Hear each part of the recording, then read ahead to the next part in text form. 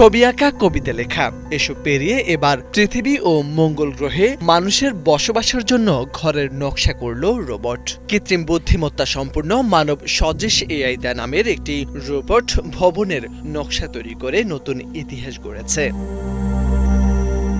ডেনমার্কের উজ্জ্বল সেন্টারে উন্মোচিত এই নকশা শুধু পৃথিবীর জন্যই নয়, ভবিষ্যতে চাঁদ ও মঙ্গল গ্রহে মানুষের বসবাসের জন্য যে ঘর বা আবাসন দরকার হবে সেই ঘরের নকশাও কৃত্রিম বুদ্ধিমত্তা সম্পূর্ণ রোবট তৈরি করেছে, যা ভবিষ্যতে চাঁদ ও মঙ্গল গ্রহে মানুষের ঘাঁটি হিসেবেও ব্যবহারযোগ্য হতে পারে। স্পেস পড নামের এই প্রকল্পটি মূলত একটি মডিউলার ডিজাইনিং কনসেপ্ট, যেখানে প্রয়োজন অনুযায়ী আবাসন গড়ে তোলা সম্ভব। রোবটের হাতে তৈরি এই নকশা যেন ভবিষ্যতের স্থাপত্যের এক ঝলক দেখাচ্ছে, যেখানে ইট পাথরের সঙ্গে সমান গুরুত্ব পাবে অ্যালগরিদম আর ডেটা। এসব তথ্য উঠে আসে বিভিন্ন আন্তর্জাতিক গণমাধ্যমে। এআইদা আগে থেকেই পরিচিত ছিল চিত্রকর্ম ও শিল্পকলা দিয়ে, তবে এবার সেই ক্যানভাস ছেড়ে বাস্তব বসবাসের কাঠামোর দিকে এগিয়েছে।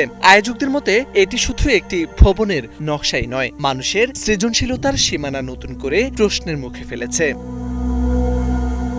ডেনমার্কের উজ্জ্বল সেন্টারে শুরু হয়েছে I am not a robot শীর্ষক প্রদর্শনী, যা চলবে অক্টোবর পর্যন্ত। প্রদর্শনীতে দেখা যাচ্ছে যন্ত্রের সৃজনশীলতার ক্ষমতা এবং সেই ক্ষমতা কিভাবে মানুষের চিন্তাকে চ্যালেঞ্জ করছে। আয়োজকরা বলছেন, এমন এক সময় এই প্রদর্শনী হচ্ছে যখন কৃত্রিম বুদ্ধিমত্তা আর শুধু নির্দেশ মানে না, নিজেই চিন্তা করতে শিখছে।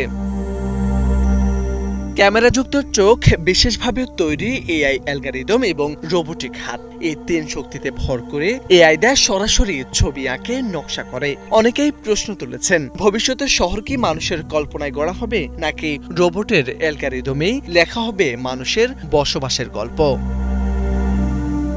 মোরশেদ আলম, বাংলা ভিশন।